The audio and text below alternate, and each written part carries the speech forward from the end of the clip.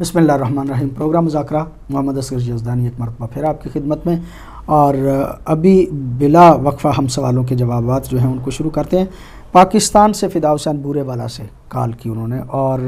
کسی نے پڑھا ہوگا کہ حضرت علی قرآن کی طرح کعبے میں نازل ہوئے ہیں، پیدا نہیں ہوئے، کیا فرماتے ہیں آپ؟ جی یہ تو کیا کہتے ہیں صریحاً خلاف ہے، اس لیے کہ خود وہ پوری روایت جب آپ پڑھیں گے تو اس میں یہ ہے کہ بی بی سلام اللہ علیہا حضرت فاطمہ بنت اسد جب خانہ کعبہ کا طواف فرما رہی تھی، تو جب یہ ان کی ولادت کا وقت قریب آیا، حضرت علی علیہ السلام کی ولادت کا وقت، تو انہوں نے اپنے شکم مبارک کو خانہ کعبہ کی دیوار کے ساتھ مس کیا اور یہ کہا پروردگار میں تجھ پر ایمان رکھتی ہوں اور تیرے رسولوں پر ایمان رکھتی ہوں اور اپنے جد ابراہیم پر کہ جو اس خانہ کعبہ کا معمار ہے، تجھے اسی مولود کا واسطہ جو میرے بطن میں ہے میری مشکل آسان کر۔ تو اب وہ فرما رہی میرے بطن میں ہے، اور پھر یہ ہے کہ ان کے والد گرامی حضرت ابو طالب علیہ السلام ہیں، والدہ ان کی جو چیز نازل ہوتی ہے اس طرح سے تو پھر ان کے ماں باپ تو نہیں ہوتے، لہٰذا یہ ایسے لوگ ہیں پڑھنے والے، ان کو بیچاروں کو شاید خود بھی پتہ نہیں کہ وہ کہہ رہے ہیں اور اس کا نتیجہ کتنا گھنونا نکلتا ہے۔ محبت میں وہ بہت زیادہ اپنی جہالت کی وجہ سے وہ محبت میں انداز انہوں نے ایسا اختیار کر لیا کہ جس میں وہ فضیلت بیان کر رہے ہیں لیکن اس میں بہت زیادہ اور یہ تو ٹھیک ہے، چاہے کہیں کہ خانہ کعبہ میں قرآن ناطق آیا، خانہ کعبہ میں اسلام آیا، اسلام کا ہی دوسرا نام مولا علی ہے، لہٰذا تو یہ کہنا کہ وہ پیدا نہیں ہوتے ان کا ظہور ہوتا ہے تو یہ بیوقوفوں والی بات ہے، جاہلوں والی ہے، اس لیے کہ ان کے باپ بھی ہے، ماں بھی ہے، اور شجرہ نسب۔ دوسرا سوال علی جان صاحب کا، علی جان صاحب کا سوال آپ کے جو ہے وہ بیان سے انہوں نے پیدا کیا، ان کا جو ہے نا وہ سوال یہ ہے کہ علم علی علیہ الصلوۃ والسلام حضرت نبی کے علم سے، آپ نے فرمایا کہ وہ ہر چیز جو آتی ہے پہلے نبی کے پاس آتی ہے اور پھر وہ منتقل ہوتی ہے بعد والے معصومین علیہ الصلوۃ والسلام کی طرف۔ وہ کہتے ہیں کہ وہ قبلہ والی آیت جو تھی وہ تو نماز پڑھ رہے تھے اور حکم ہوا پیغمبر گرامی پہ، تو ساتھ ساتھ میں حضرت علی بھی جو ہیں ان کی اتباع کر رہے تھے، اور پھر دوسرا وہ نہج البلاغہ کے خطبے کا حوالہ دے رہے تھے کہ جہاں کہا جاتا ہے کہ یا علی تم بھی وہی سنتے ہو جو میں سنتا ہوں اور وہی دیکھتے ہو جو میں دیکھتا ہوں، کیا فرماتے ہیں؟ جی ایسا ہے کہ بالکل صحیح فرمایا آپ نے کہ جب رسول پاک جو ہیں وہ جبرائیل آئے اور انہوں نے پیغام دیا، بلکہ عملاً رسول پاک کو جس طرف پہلے نماز پڑھ رہے تھے وہ بیت المقدس کی طرف رخ کر کے، تو جبرائیل نے جو روایتوں میں ملتا ہے کہ خود رسول پاک کے بازو کو پکڑ کے آپ نے دوسری طرف کر دیا خانہ کعبہ کی طرف، تو حضرت علی اور باقی بھی لوگ پیچھے نماز پڑھ رہے تھے، تو حضرت علی علیہ الصلوۃ والسلام جو ہیں وہ بھی جدھر جدھر رسول پاک مڑتے گئے وہ بھی مڑتے گئے، تو اس میں کیا مسئلہ ہے کہ بھئی پہلے اور بعد کا علی کون سا مسئلہ نہیں ہے اس میں، یعنی یہ کہ حضرت علی پوری طرح سے متبع رسول تھے۔ ہاں جی، پیغمبر گرامی بدلتے گئے تو حضرت علی بھی اتباع رسول، باقی ذرا شک میں پڑ گئے کہ کیا بات ہے، ادھر تھا قبلہ اب ادھر کیوں ہو گئے؟ نہیں، کہنے کا مطلب یہ کہ میں بھی تو بھی وہی سنتا ہے جو میں جی سنتا ہوں۔ بالکل صحیح ہے، تو نہج البلاغہ کے خطبہ قاسیہ میں ہے کہ انکا لست بنبی، تو نبی نہیں ہے، لیکن یہ ہے کہ جو میں سنتا ہوں تو سنتا ہے، جو میں دیکھتا ہوں تو یعنی کہنے کا مطلب یہ کہ ڈائریکٹ بھی حضرت علی علیہ الصلوۃ والسلام پہ بعض حقائق جو ہیں وہ منتقل ہوتے تھے جب پیغمبر بھی موجود ہوتے تھے۔ یہ بالکل صحیح کہہ رہے ہیں آپ، لیکن یہ جو بات ہے نا ایک عرفانی بات ہے کہ یعنی اس کائنات میں جو صادر اول ہے، جو حقیقت محمدی ہے، جو نور محمد ہے، اللہ تبارک تعالیٰ سے جو آتا ہے، اور پھر اس میں ہم تو ساتھ ساتھ اس زمانے میں ساتھ ساتھ ہی دیکھ رہے ہوتے ہیں، وہ اتنی تیزی سے ہے جب اس کی خلق کی ہوئی یہ نور اور یہ جو روشنی ہے جو 1 سیکنڈ میں 1,86,000 میل کا سفر کر جاتی ہے، تو لہٰذا آپ کو تصور بھی نہیں کر سکتے کتنی تیزی سے وہی کام ہوتا ہے۔ آپ سمجھ رہے ہیں کہ جی ادھر بھی ہوا اور ساتھ ہی ہوا، ساتھ کو وقفہ ہونا چاہیے کہ 2 دن کا 4 دن کا، ایسی بات نہیں۔ لولا علی لہلک عمر، پونا سے صادق صاحب نے پوچھا کہ یہ فرمان حضرت عمر کا کس مقام پہ تھا؟ اگر سب ایک مقام پہ یہ نہیں تھا، یہ تو کتابوں میں لکھا ہے کہ تقریباً 70 مرتبہ، 70 بھی عربی زبان میں بعض دفعہ زیادہ کسی چیز کو بیان کرنا ہو یہ مبالغہ، تو لہٰذا کئی مرتبہ انہوں نے اس بات کو بیان کیا۔ جب بھی کوئی علمی مسئلہ ہوتا تھا یا کوئی حکم صادر وہ کر دیتے تھے مثلا، اور وہ فیصلہ غلط ہوتا تھا. جی مثلا یہ ہے کہ میں ایک مثال دے دوں کہ ایک خاتون تھی کہ جو دیوانی تھی اور اس پر یہ تہمت لگی کہ بھئی اس نے زنا کیا، تو اس پر انہوں نے حضرت عمر ابن خطاب نے حد جاری کر دی. حضرت علی علیہ السلام کو پتہ چلا تو آپ نے فرمایا کہ جو دیوانے ہوتے ہیں، پاگل ہوتے ہیں، وہ مرفوع القلم ہوتے ہیں. تو انہوں نے کہا کہ میں تو یہ کام کر کے تو گویا ظاہر ہے غلط فتویٰ دے دینا،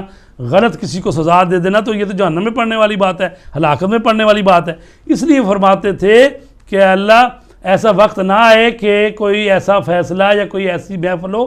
کہ جس میں کوئی چیز کہنا چاہوں تو علی علیہ السلام نہ ہوں. تو لہٰذا اس لیے انہوں نے کہا کہ لولا علی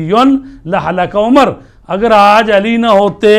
تو عمر ہلاک ہو جاتا. اور یہ بات ایسی ہے کہ کوئی بھی اس کا انکار نہیں کرتا. اہل سنت بھی مانتے ہیں کہ ایک دفعہ نہیں ہے کہ 70 مرتبہ کئی دفعہ صحیح. کہا. اچھا ایک سوال اور، میں کچھ سوال کو چھوڑ کے آگے بڑھ رہا ہوں اور انشاءاللہ ان کا بھی ضرور جواب دیں گے. انڈیا میں کال کی کسی نے کہ وہاں کے مقامی ٹی وی جو ہیں وہ ایک طرف شادی امیر المومنین کا ذکر کر رہے ہیں، دوسری طرف کوئی دوسرے جو ہیں وہ مخدومہ زینب سلام اللہ علیہا کی شہادت کے حوالے سے بات کر رہے ہیں. تو ہم شہادت منائیں یا خوشی منائیں، کیا کریں؟ جی دونوں ہی منانا چاہیے، اس لیے کہ دونوں عظیم ہستیاں ہیں اور دونوں کا حق ہماری گردن پہ ہے. ہمارا طریقہ کار تو یہی ہے اہل بیت کی محبت میں اور ان کے غم میں غم اور خوشی میں خوشی ہونی تو چاہیے. چونکہ مولا علی علیہ السلام کی ذات اقدس ایسی ہے کہ جو چھائی ہوئی ہر چیز پر، تو لہٰذا 13 رجب کی خوشیاں لوگ کرتے ہیں، جھنڈیاں ہر چیز کی ہوتی ہے، اور 2 دن بعد یہ شہادت ہو جاتی ہے. تو لوگوں کو ایسے محسوس ہوتا ہے کہ بھئی یعنی یہ جو بی بی کی اور بسا اوقات متوجہ بھی نہیں ہوتے، بعض لوگ متوجہ بھی نہیں ہوتے، بعض اوقات مختومہ زینب سلام اللہ علیہا کی وفات یا شہادت کے عنوان سے متوجہ ہی نہیں ہوتے اور وہ ولادت ہی کے پروگرام جو ہیں وہ کر رہے ہوتے ہیں. اور اگر جان بوجھ کے نہیں ہوتے بعض دفعہ جو آپ نے فرمایا مطلب، لیکن اگر کوئی متوجہ ہو جاتا ہے کہ آج شہادت کرو، 15 رجب کو کوشش کرنی چاہیے کہ شہادت جو ہے اس کے عنوان سے. ایک آخری سوال، خمس کیا ہے اور زکوٰۃ کیا ہے؟ ویسے تو تفصیل سے ہمارا شرعی مسائل پروگرام چلتے ہیں، اس میں ہم بتاتے رہتے ہیں. زکوٰۃ جو ہے وہ 9 چیزوں پر مقرر ہے، اور اس میں سونا چاندی ہے اور گندم ہے اور جو ہے اور وہ کشمش ہے، ٹھیک ہے. تو یہ جو چیزیں 9 بنتی ہیں، بیڑ بکری اور گائے بھی ہے، ہاں جی گائے بھی ہے، اس میں اونٹ بھی ہے. تو ان چیزوں پر زکوٰۃ ہوتی ہے. خمس یہ ہوتا ہے کہ آپ نے پورا سال جو ہے گزار لیا اور اب آپ کے پاس سال کے بعد جو آپ کے پاس اضافی رقم آتی ہے اس میں سے 5واں حصہ دینا ہوتا ہے. یہ سورہ انفال قرآن مجید میں 8واں سورہ ہے، اس کی 41 نمبر آیت ہے. وَاعْلَمُوا أَنَّمَا غَنِمْتُم مِّن شَيْءٍ، وہ آیت ہے. اس میں کہا گیا ہے کہ اللہ کا، اس کے رسول کا اور ذی القربہ کا اور یتامہ مساکین ان کا 5واں حصہ ہے. مثلا آپ نے اگر تاریخ بھی مقرر کرنی ہوتی ہے، آپ نے مقرر کر لیا، مثلا آج سے سوچ لیا کہ ہم نے خمس دینا ہے، تو آج 15 تاریخ ہے مئی کی، تو آج آپ نے سوچا تو دیکھیں کہ آپ کے بینک میں کیا پڑا ہوا ہے اور آپ کے بورچی خانے میں کیا کھانے پینے کا سامان ہے. بینک کا بھی مثلا 900 پاؤنڈ ہے اور گھر میں 100 پاؤنڈ کا سامان پڑا ہے، تو ہو گیا 1000 پاؤنڈ. تو اس میں سے 200 پاؤنڈ خمس نکلتا ہے. 100 پاؤنڈ جو ہے وہ غریب سادات کا حق ہے اور 100 پاؤنڈ جو ہے امام زمانہ کا حصہ ہے. تو وہ جو اس مجتہد کی آپ تقلید کرتے ہیں ان سے پوچھ کے ان کو بھیجا جا سکتا ہے. وہ جو سہم امام ہوتا ہے اس کے لیے وہ حوزے میں مدرسین کی تنخواہیں ہوں، علم ہو، کتابیں چھاپنی ہو، دین کی کام جو آتے ہیں. اور جو سہم سادات ہے وہ غریب سادات، اگر آپ خود سید ہیں تو اپنے سادات کو دیکھ لیں، تو نہیں ہے تو بہرحال جو غریب سادات ہیں، محتاج ہیں، ان کے لیے یہ سہم سادات ہوتا ہے. 2 اس کے حصے ہوتے ہیں، سہم امام اور سہم سادات. تو تفصیل سے انشاءاللہ جو شرعی مسائل ہوتے ہیں اس میں پیش کیا جائے گی. مقصود حسین سید صاحب نے ایک مسئلے کی طرف متوجہ کیا اور اس کے بعد ایک اور کال آئی جس میں ذکر کیا گیا پاکستان میں ایک نجی ٹی وی نے ایک مارننگ شو میں ایک اداکارہ کی شادی جو ہے اس کو دکھایا، اور شادی کو جب دکھایا گیا تو ساتھ میں سارے پروگرام میں ایک قوالی جو ہے وہ بھی چلائی گئی، اور جب قوالی چلائی گئی تو اس پہ لوگ جو ہیں وہ ناچ رہے تھے اور وہ دکھایا جا رہا تھا بار بار اس اداکارہ کو بھی، اس کے شوہر کو بھی، اور وہ قوالی علی کے ساتھ ہے زہرا کی شادی، اس کو ترنم کے ساتھ اور قوال لوگ جو ہے وہ کہہ رہے تھے۔ بڑا عجیب ماحول تھا، بڑا جو ٹی وی پہ ہم نے اس کی فوٹیج دیکھی وہ انتہائی نامناسب انداز سے اس قصیدے کو قوالی کے طور پہ پڑھا گیا، اور ساتھ ساتھ جو وہاں پہ ہو رہا تھا وہ کسی طور پہ بھی مناسب نہیں تھا، بلکہ توہین کا پہلو اس سے نکلتا تھا۔ کل کی یہ بات ہے، کل کے مارننگ شو میں یہ سارا سلسلہ جو ہے وہ ہوا۔ اس کے بعد پھر ایک پروگرام میں ایک اور نجی ٹی وی نے ایک پروگرام پورا اسی حوالے سے کیا، اور اس پروگرام میں اس بات کو ہائی لائٹ کیا گیا۔ ہائی لائٹ کرنے کے بعد پھر علماء کے فتوے اور علماء کی گفتگویں اور علماء کی باتیں، کچھ علماء کو تو جو ہے وہ اس پروگرام میں لیا گیا تھا، ہمارے علامہ عباس کمیلی صاحب جو ہیں ان کو لیا گیا تھا، اور دوسری طرف سے حامد رضا صاحب قبلہ جو ہیں اہل سنت کے، ان کو لیا گیا تھا، اور دونوں نے وہاں پہ اپنی آراء جو ہیں ان کو بیان کیا تھا۔ اس کے بعد پھر یہ سلسلہ جو ہے وہ کل سے مسلسل جو ہے وہ ٹی وی چینلوں پہ، خاص طور پہ ایک ٹی وی چینل پہ اس کو بہت زیادہ جو ہے وہ ابھارا گیا، اور اس کے بعد پھر فیصل رضا عابدی صاحب ان کا بیان آیا، ہمارے امین شہیدی صاحب جو ہیں انہوں نے اس بات کی مذمت کی، وحدت کے مجلس وحدت کے وہ بڑے رہنما ہیں، ساری دنیا ان کو جانتی ہیں، امین شہیدی صاحب انہوں نے اس بات کی مذمت کی، اور بھی ہمارے علماء نے اس حوالے سے جو ہے وہ اس بات کی مذمت کی۔ البتہ حامد رضا صاحب، اور میں عرض کروں کہ یہ بات بھی آپ تمام احباب کے ذہن عالی میں رہے کہ حامد رضا صاحب اور ہمارے دوست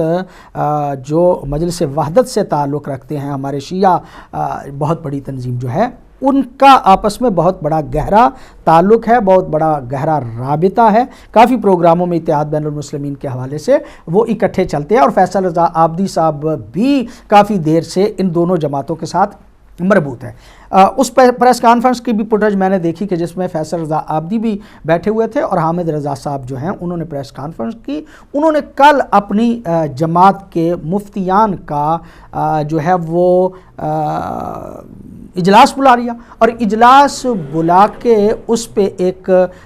فتویٰ جو ہے وہ دیا۔ بعض لوگ جو ہیں وہ کورٹ میں بھی چلے گئے، اس میں کوئی شک نہیں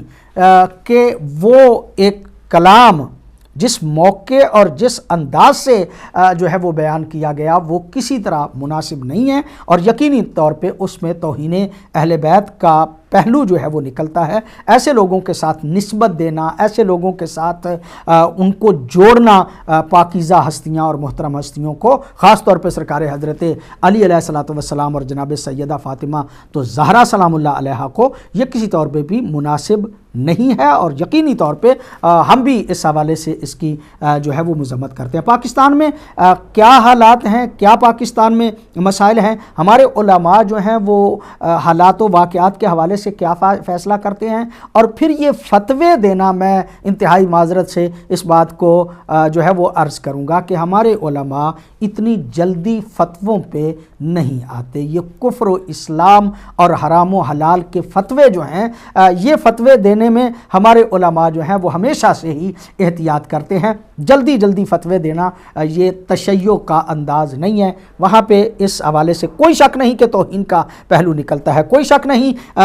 کہ خاندان طہارت کے حوالے سے اس پروگرام کو اس انداز سے، اس قوالی کو ان لوگوں کی اس شادی کی رسم کہ جو شادی بھی پہلے ہو چکی ہے اس کو دوبارہ فلمایا گیا، اور مارننگ شو کو کی ریٹنگ جو ہے اس کو بڑھانے کے لیے ایسا کیا گیا، یقینی طور پہ وہ قابل مذمت ہے، یقینی طور پہ جو ہے اس کی کسی طرح سے بھی جو ہے اس کو اچھا جو ہے وہ نہیں کہا جا سکتا، ہم بھی اس کی مذمت کرتے ہیں، لیکن یہ فتووں والا معاملہ جو ہے یہ ہمارے مذہب میں عموماً جو ہے وہ ذرا سوچ سمجھ کے سنبھل کے دیا جاتا ہے، اور جب ہم فتوے دیتے ہیں تو ہمارے فتوے پھر اتنے اٹالو ہوتے ہیں کہ ان پہ کھڑے رہتے ہیں اور وہ فتوے پوری دنیا میں جو ہیں وہ مانے جاتے ہیں۔ ظاہر ہے پاکستان کے علماء اپنے حالات و واقعات کے اعتبار سے یقیناً بہتر سمجھتے ہوں گے کہ وہاں پہ کیا صورتحال ہے، ہم زیادہ وضاحت نہیں کرتے، لیکن میں نے ویسے عرض کر دیا آپ کی خدمت میں کہ علامہ عباس کمیلی صاحب اور علامہ امین شہیدی صاحب جو ہیں ان کا، وہ بھی ایک جماعت کے بہت بڑے رہنما ہے، اور علامہ کمیلی صاحب جو ہیں وہ بھی ایک بہت بڑی شخصیت ہیں، ان کا رد عمل جو ہے وہ فوری طور پہ آ گیا تھا۔ ہم بھی یہ سمجھتے ہیں کہ یہاں پہ ہم اس کی مذمت کر رہے ہیں، اور یقیناً طور پہ وہ واقعہ جو ہے وہ انتہائی قابل مذمت ہے، اور اس نجی ٹی وی کو چاہیے کہ وہ فوری طور پہ اس پہ معذرت کرے، معافی مانگے، اور یہ جب تک نہیں ہوتا لوگوں کے جذبات ان کے خلاف ابھرتے رہیں گے۔ محمد اصغر یزدانی کو آج کے پروگرام سے اجازت دیجیے۔ والسلام علیکم ورحمۃ اللہ وبرکاتہ۔